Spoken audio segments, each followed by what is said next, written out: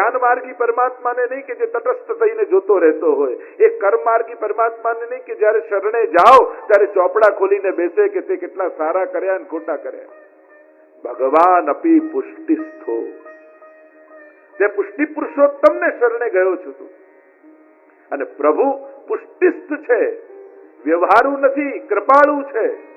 એ તે જેવું કર્યું એવો બદલો નહીં આપે, એ એણે જે વિચાર્યું છે એવું ફળ તને આપશે. પ્રત્યેક જીવ માટે ભગવાને કઈ વિચારી રાખ્યું છે. એટલે તારા કર્મો જોઈને તું પ્રભુ પાસે જતા ગભરાઈશ નહીં. એક વસ્તુ જીવનમાં યાદ રાખજો, પ્રભુ પાસે જ્યારે પણ જવાનો અવસર મળે ને ત્યારે પોતાના અપરાધ કે પોતાના દોષોનો વિચાર કરી રોકાઈ નહીં જવું, અટકી નહીં જવું.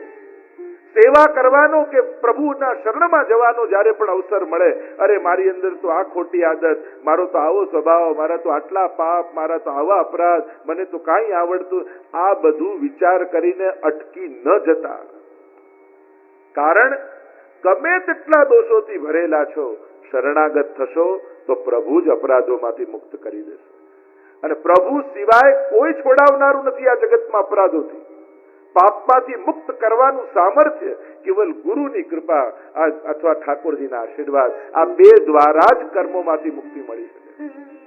અર્થ સકળ તેનો સીધો, લીલા માએ તાણીને લીધો. એટલે તો વલ્લભાખ્યાનમાં પણ કહ્યું છે, બોલો ગોવર્ધન વલ્લભા પરમ દયાળ કી જય.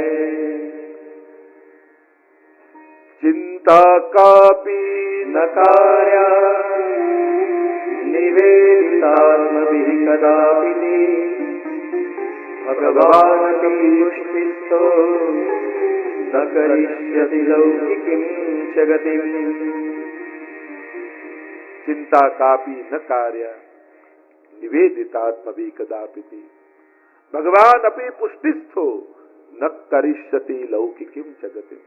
ઠાકોરજી ક્યારે પણ સમર્પિત જીવની લૌકિક ગતિ નહીં થવા દે. તમે ભલે લૌકિકમાં રહો છો, લૌકિક આસક્ત છો, પણ જો પ્રભુને શરણાગત થઈને ભગવત સેવા કરતા હશો ને તો તમારા જીવનની છેલ્લી ઘડીએ પણ ઠાકોરજી તમારી આસક્તિઓ લૌકિકની ખેંચી લેશે.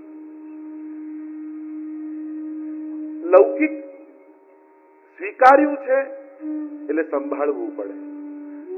નાવ પાણી માટે જ હોય, પાણી ઉપર જ ચાલે. બસ વિચાર એટલો કરવાનો કે પાણીમાં નાવ ભલે રહે પણ નાવમાં પાણી ન આવી જાય. એટલે જ આપણે ત્યાં તો એમ કહ્યું કે આપણા લૌકિક સ્વજનોને પણ વૈષ્ણવ બુદ્ધિથી જોવા. અને એટલે જયારે પણ સુવા જઈએ ત્યારે બધાને ભગવત સ્મરણ કરીને જવા કે આ બધા વૈષ્ણવ છે એવો ભાવ રાખીને જવું, જેથી આપણું ચિત્ત લૌકિકમાં ન રહે. કારણ કે જ્યાં સુધી મન લૌકિક છે અને મન લૌકિક છે ને તો પ્રભુના કૃપાને અને પ્રભુના વ્યવહારને પણ આપણે લૌકિક રૂપે મૂલવી લઈએ છીએ. હું આટલી માળા કરું ને પ્રભુ મને આટલું આપે, આ લૌકિકતા છે. મેં આટલું કર્યું તોય ઠાકોરજી આમ ન કર્યું, આ લૌકિકતા છે. ઘણી બધી લૌકિકતા ગણાવી શકાય કે આપણે પ્રભુ સાથે કઈ રીતે લૌકિક વ્યવહાર કરીએ છીએ. બસ ચિંતાનો ઉપાય મહાપ્રભુજી બતાવે છે કે ચિંતા જો રોગ છે તો એની ઔષધિ શું છે તો કે ચિંતન. ભગવદ શરણાગતિનું ચિંતન એ જ એની ઔષધિ છે. એટલે તો આપણા ભગવતીઓ કહે ને કે ચિત્ત તું સિદ્ધને ચિંતા ધરે, કૃષ્ણને કરવું હોય તે કરે. ચિત્ત તું સિદ્ધને ચિંતા કરે, જીવ તું સિદ્ધને ચિંતા કરે, કૃષ્ણને કરવું હોય તે કરે, કૃષ્ણને કરવું હોય તે કરે. તું અંતર ઉદ્વેગ ધરે, તું અંતર ઉદ્વેગ ધરે,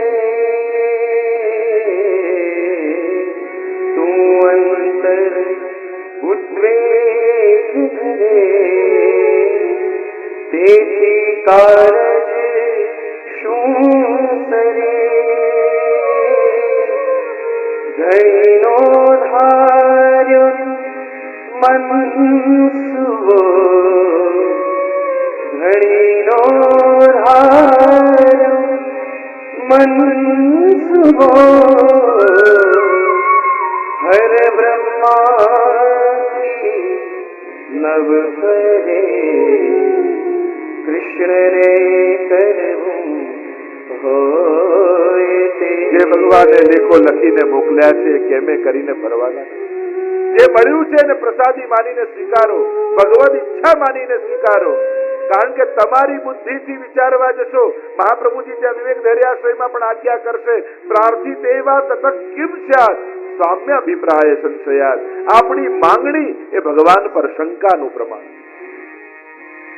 દોરી સર્વની એના હાથમાં દોરી સર્વની એના હાથમાં ભરાવ્યું ડગલું ભરે